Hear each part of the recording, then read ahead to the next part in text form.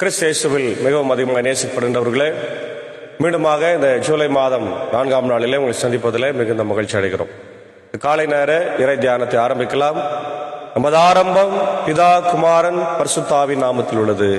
ஆமேன். ஜெபிப்போம்.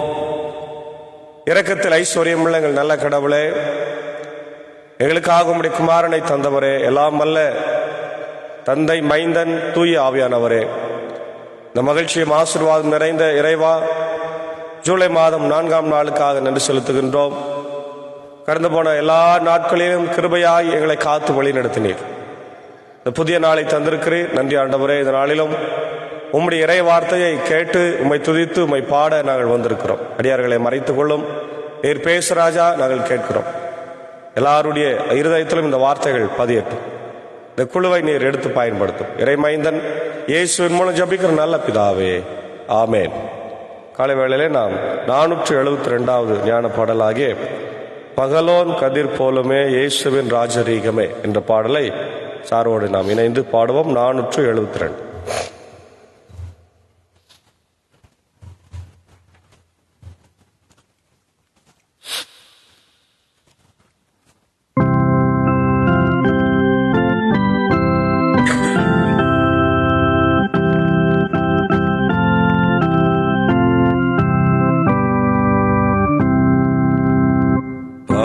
பகலோன் கதிர் போலுமே இயேசுவின் ராஜரீகமே, பூலோகத்தில் வியாபிக்கும் நீடொழி காலம் வார்த்திக்கும். பற்பல ஜாதி தேசத்தார் அற்புத அன்பை போற்றுவார், பாலரும் இன்ப ஓசையாய் ஆராதிப்பார் சந்தோஷமாய்.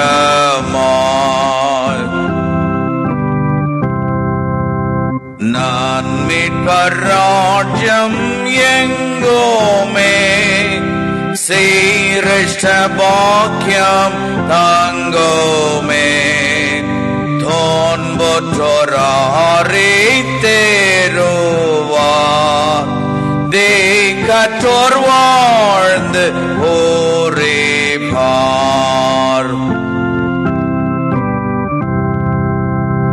பூலோகமாந்தர்யாவரும் வானோரின் சேனை தீரழும், சாஷ்டாங்கம் செய்து போற்றுவார், நீர் வாழ்கிறாயரே என்பார்.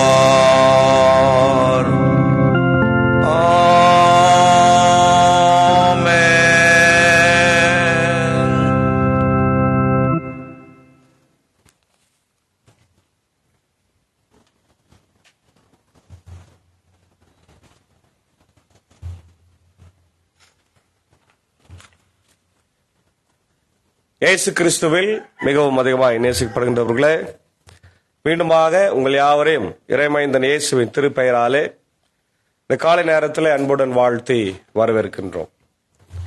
இந்த காலை நேரத்தில் நாம் தியானிக்கும்படியாக தெரிந்து கொண்ட கடவுளுடைய வார்த்தை, அது பவுலடிகளார் கொரிந்து சபைக்கு எழுதிய கடிதம் 2ஆம் அதிகாரம் 1 முதல் 12 வசனங்களிலே இருக்கின்ற இறை வார்த்தை.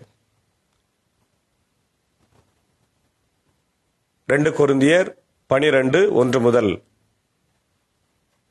12 வரை உள்ள வசனங்கள். இந்த கொரிந்தியருடைய பின்னணியை நாம் பார்க்கின்ற போது, கொரிந்தியருக்கு எழுதிய 2ஆம் திருமுகம் தன்னிலை விளக்க மடலாக அமைந்திருக்கிறது. இது பவுலின் உள்ளத்தையும் உணர்வுகளையும் மிக தெளிவாய் பிரதிபலிக்கிறது. தம் திருத்தூத பணி முறையானது என நிலைநாட்டுவதையும், தம் பணியை இகழ்ந்து பேசியவர்கள் மேல் சினங்கொண்டு அவர்களை தாங்குவதையும், தாம் இகழ்ச்சிக்கு உட்படுத்தப்பட்ட போது உள்ளம் வேதனை அடைந்து கண்ணீர் விடுவதையும், கொரிந்தியர் மனம் மாறிய போது ஆறுதலால் நிறைந்து மனம் மகிழ்ச்சி அடைவதையும் தாம் கண்டு அவரோடு ஒத்து உணர முடிகிறது. பவுலடிகளாருடைய இந்த சூழல் என்னவென்று பார்க்கிற போது, பவுல் கொரிந்தியருக்கு முதலாம் திருமுகத்தை எழுதிய பின் கொரிந்திலிருந்து போலி போதகர்கள் அவருக்கு எதிராக கலகமூட்டினார்கள்.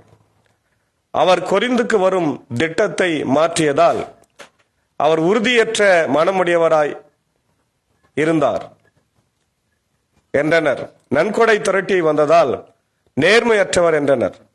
அவர் தற்பெருமை மிக்கவர், நல்ல தோற்றமோ பேச்சு வன்மையோ இல்லாதவர், இயேசு கிறிஸ்துவின் அப்போஸ்தலராய் இருக்க தகுதியற்றவர் என்றெல்லாம் சொன்னார்கள். பவுல் தீத்துவை கொரிந்துக்கு அனுப்பி இச்சிக்கல்களுக்கெல்லாம் தீர்வு காண பணிந்தார். தீத்து திரும்பி வந்த பின் கொரிந்தியர் மனமாற்றம் பெற்றதை அவரிடமிருந்து அறிந்து மகிழ்ந்தார். குறிப்பாக 1 கொரிந்தியர் 5 சொல்லப்பட்ட ஒழுக்கக்கேடான ஒருவன் மனமாறி மீண்டும் திருச்சபையில் சேர்த்து கொள்ளப்பட்டது குறித்து மகிழ்ந்தார். எனவே மனம் மாறி கொரிந்தியருக்கு நன்றி கூறும் நோக்குடனும் தம் திருத்தூத பணியின் அதிகாரத்தை ஏற்காதோரை அதை ஏற்க செய்யும் நோக்குடனும் அவர் இம்மடலை எழுதினார். கிபி 55 56 ஆண்டுகளில் இதனை எழுதியதாக நாம் பார்க்கின்றோம். அன்பார்ந்தவர்களே, இந்த பகுதியில குறிப்பா காட்சிகளும் வெளிப்பாடுகளும் என்று சொல்லப்பட்டிருக்கிறது. பவுலடிகளாருக்கு ஆண்டவர் காட்சிகளும் வெளிப்பாடுகளையும் கொடுத்திருக்கின்றார். பெருமை பாராட்டுதல் பயனற்றதே. பெருமை பாராட்டுதல் பயனற்றதே. ஆயினும் பெருமை பாராட்ட வேண்டி இருப்பதால் ஆண்டவர் அருளிய காட்சிகளையும் வெளிப்பாடுகளையும் குறித்து பேசப் போகிறேன் என்று சொல்லுகிறார். அன்பார்ந்தவர்களே, தற்பெருமை அல்லது பெருமை என்பது தேவையற்றது தான். அது ஆண்டவரை பற்றி மட்டும்தான் பேச வேண்டும். ஆனால் சில நேரங்களிலே கடவுள் நமக்கு செய்த நன்மைகளை நாம் பேசும்போது அது பெருமையாய் தெரியலாம். ஆனால் அவை பேசியே ஆக வேண்டிய சூழ்நிலை இருக்கிறது. அல்லேலூயா, ஆமென். ஏன்னா அப்போதான் கடவுள் நமக்கு செய்திருக்கிற நன்மைகளை நாம் புரிந்து கொள்ள இயலும். இல்லை என்றால் இயலாது. அப்ப கடவுள் நம்முடைய வாழ்க்கையில என்னென்ன ஆசீர்வாதங்களை தந்திருக்கிறார், எப்படியெல்லாம் நம்மளை உயர்த்தி இருக்கிறார், எப்படியெல்லாம் நம்மளை வாழ வைத்திருக்கிறார் என்பதை நிச்சயமாக நாம் சொல்லாமல் இருக்க முடியாது. அதைதான் பவுல் சொல்லுகிறார். ஒருவேளை நான் அப்படி சொல்றதுனால நான் பெருமையாய் பேசுகிறேன் என்று எண்ணி விடாதீர்கள். அப்படி நீங்க எண்ணிக்கொண்டாலும் பரவாயில்ல, நான் பெருமையாக பேசுகிறேன் என்று கூட நினைத்துக் கொள்ளுங்கள். ஆனால் ஆண்டவர் சொல்லுவதை அல்லது ஆண்டவர் செய்ததை நான் சொல்லாமல் இருக்க முடியாது என்கிறார். கிறிஸ்துவின் அடியான் ஒருவனை எனக்கு தெரியும். அவன் 14 ஆண்டுகளுக்கு முன்பு ஒருமுறை 3ஆம் வானம் வரை எடுத்து செல்லப்பட்டான். அவன் உடலோடு அங்கு சென்றானா, உடல் இன்றி அங்கு சென்றானா யான் அறியேன், கடவுளே அதை அறிவார். ஆனால் அம்மனிதன் பேரின்ப வீட்டுக்கு எடுத்து செல்லப்பட்டான் என்பது எனக்கு தெரியும். நான் மீண்டும் சொல்கிறேன், அவன் உடலோடு அங்கு சென்றானா அல்லது உடலின்றி அங்கு சென்றானா யான் அறியேன், கடவுளே அதை அறிவார். அவன் அங்கே மனிதரால் உச்சரிக்கவும் சொல்லவும் முடியாத வார்த்தைகளை சொல்ல கேட்டேன். இந்த ஆளை பற்றியே நான் பெருமை பாராட்டுவேன் என்று பவுலடிகளார் சொல்லுகிறார். அதாவது 3ஆம் வானம் வரையில தன்னை எடுத்துக்கொண்டதாக தன்னிலை விளக்கம் கொடுக்கிறார் பவுல். இங்க ஒரு மனிதன் என்று 3ஆம் மனிதனை பற்றி, அதாவது தேர்ட் பர்சன் என்று சொல்வார்கள். First person, second person, third person. First பர்சனை பற்றி பேசும்போது நான் என்று சொல்வார். ஆனா ஃபர்ஸ்ட் பர்சன், தேர்ட் பர்சனை பேசும்போது அவன் என்று சொல்வார்கள், இல்லையா? அப்போ அவர் தன்னையே தேர்ட் பர்சனா கன்வெர்ட் பண்ணி பேசி நான் 3ஆம் வானம் வரையிலே போய்விட்டு வந்தேன் என்று சொல்லுகிறார். அது எப்படி போனார் என்று சொல்றாருன்னா, உடலோடு போனானா அல்லது உடல் இல்லாமல் போனா எனக்கு தெரியாது அப்படின்னு சொல்றார். ஒருவேளை அவர் உண்மையாகவே ஆண்டவருடைய ஊழியத்தை செய்வதனால அவர் சொல்றார், 17 ஆண்டுகளுக்கு முன்னாடி நான் அந்த மாதிரி போனேன். அப்போ அங்க மனிதர்கள் பேசக்கூடாத வார்த்தைகள் எல்லாம் பேசினார்கள். அப்ப பூமியில பேசப்படாத வார்த்தைகள் அங்க பூமியில என்ன பேசியிருப்பாங்க? பணம், பொண்ணு, இல்லையா, திருமணம், சாவு, நல்லது கெட்டது, அவன் சொத்து இவன் சொத்து, இவனை அழிக்கணும் அவனை ஒழிக்கணும், இப்படிதான் பேசியிருப்பாங்க. ஆனா பரலோகத்துல அல்லது அந்த இடத்துல அதை பரதீசு என்று சொல்லுகிறார்கள், பாரடைஸ் அப்படின்னு சொல்றாங்க. ஒருவேளை அது எந்த அளவுக்கு விளக்கம் தெரியவில்லை. ஆனால் பாரடைஸ், கல்வன் சொன்னார் இல்லையா, ஆண்டவரே பரதீசில் வரும்போது என்னை நினைத்தருளும் என்று சொல்லி, இன்றைக்கு நீ என்னோடு கூட பரதீசில இருப்பா என்று ஆண்டவர் சொன்னார் இல்லையா, அதை இங்கே பவுல் குறிப்பதாய் பல இறையிலாளர்கள் சொல்லுகிறார்கள். அப்ப பரதீசில மனிதர்கள் பேசக்கூடிய மொழிகள் அங்கே கிடையாது. ஹல்லேலூயா. அங்க எல்லாரும் தெய்வீக மொழியை, த டிவைன் லாங்குவேஜ், ஒருவேளை அது லவ்வா இருந்திருக்கலாம், அன்பா இருந்திருக்கலாம் இல்லையா. பவுலடிகளார் அதை பார்த்து வியர்ந்து போய் சொல்லுகிறார், நான் ஆவியில அங்க போய் எடுத்துக்கொள்ளப்பட்டு மீண்டும் திரும்பி வந்திருக்கிறேன் என்று சொல்லுகிறார். அப்போ என் வலுவின்மையை எனக்கு பெருமை என்று சொல்லுகிறார். நிறைய பேரு எனக்கு வலுவை பெருமை என்று சொல்வார்கள். வலு என்று சொன்னால் சக்தி, பலன். ஆனால் இங்க பவுல் சொல்லுகிறார், எனக்கு வலுவின்மைதான் பெருமை. அப்படி நான் பெருமை பாராட்ட விரும்பினாலும் அது அறிவீனமாய் இராது, நான் பேசுவது உண்மையாகவே இருக்கும். ஆயினும் என்னிடம் காண்பதையும் கேட்பதையும் விட உயர்வாக யாரும் என்னை கருதாதபடி நான் பெருமை பாராட்டது விடுகிறேன்.